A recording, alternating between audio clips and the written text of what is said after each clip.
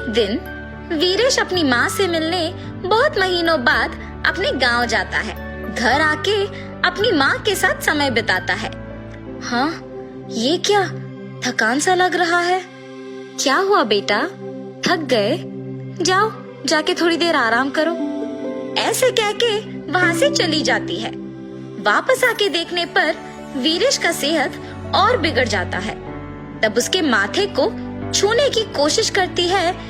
जब माँ, मुझे शक हो रहा है कि ये कोरोना है, आप मुझसे दूर रहिए, मुझे छूना मत और मेरे चीजों को भी। सर्दी और खांसी है, ऐसी समय में आपको मेरे पास नहीं रहना चाहिए क्योंकि आपको भी आने का मौका है। ऐसे कह के उसके बैग से मास्कों का पैकेट बाहर निकालता है। माँ, इस मास्क के पैकेट को ग्लव्स पहन के साफ करके ही खोलिए। उनमें से एक लेके पहनिए ताकि आप इस बीमारी से बच पाए। मेरे पास एक और मास्कों का पैकेट है, मैं उसे इस्तेमाल करूंगा ताकि मुझसे किसी और को ना आए। ये कह के वीरेश भी मास्क पहनता है। वीरेश एक कमरे में अपने आप को बंद कर देता है कि जब तक उसका हालत ना सुधरे। कुछ ही दिनों में उसका सेहत ठीक होता है और वो तब उस बंद कमरे से बाहर आता है। माँ, मैं तो डर गया कि मुझे कोरोना आया, लेकिन मुझे सिर्फ एक साधारण बुखार और सर्दी हुआ था, लेकिन सावधान रहना ही ठीक हुआ। वीरेश एक पढ़ा लिखा नौकरी कर रहा बुद्धिमान आदमी था। सिर्फ शक आने पर अपने आप को बंदी करके सारे नियमों का पालन करके तभी बाहर आया जब उसे यकीन हुआ है कि वो ठीक हो गया और उसे सिर्फ एक साधारण बुखार और सर्दी था।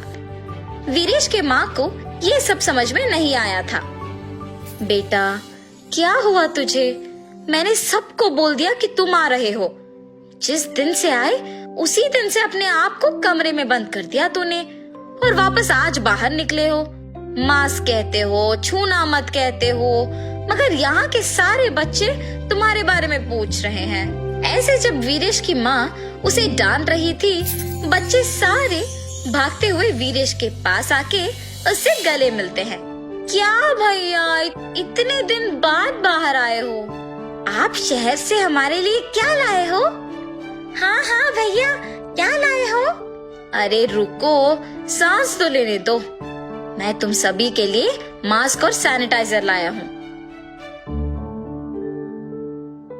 क्या बस इतना? तो चॉकलेट्स और खिलौने नहीं लाए? हम इन मास्क और सैनिटाइजर से क्या करेंगे भैया? मेरी माँ भी यही कह रही है और अब तुम सब भी। ठीक है, ध्यान से सुनो। माँ, आप भी, आप तो पाठशाला में अध्यापक हो ना? ऐसे उनके उपयोग का विवरण देता है और वहाँ बैठे सारे बच्चे उसके महत्व को समझते हैं। अब समझ में आया इसका महत्व। माँ, कल आपको आपके पाठशाला में मेरे सामने बैठे इन नटखट बच्चों के सहायता से सभी को ये बात समझाना होगा। मैंने सोचा कि आपको ये सब पहले से ही पता है, इसीलिए मैं आप सबके लिए मास्क और सैनिटाइजर लाया हूँ। लेकिन आपको तो ये भी नहीं पता कि उसे इस्तेमाल क्यों करते हैं। अच्छा हुआ कि कम से कम अब तो जान गए।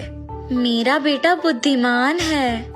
ऐसे अपने बेटे की तारीफ करके अगले दिन पाठशाला के मैदान में सारे बच्चों को बुला के उन्हें दिखाते हुए सारे नियम समझाती है और ये भी कि अगर किसी का सेहत ठीक ना हो तो कौन से नियमों का पालन करना होगा।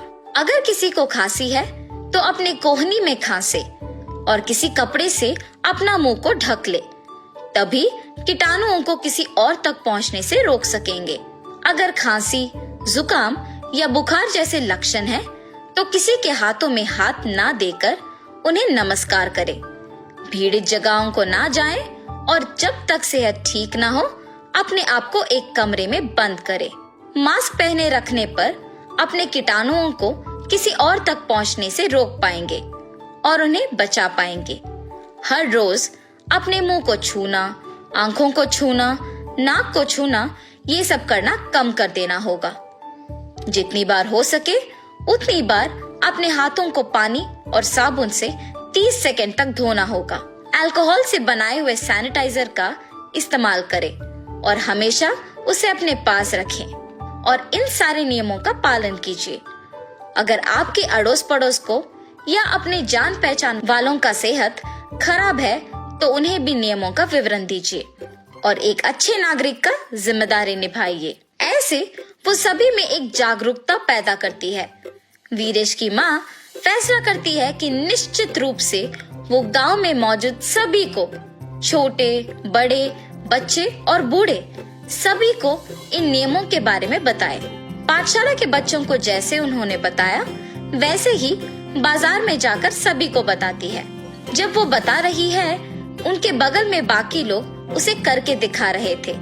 ऐसे मंदिर में, अस्पताल में, गांव में सभी को इसका विज्ञापन करती है।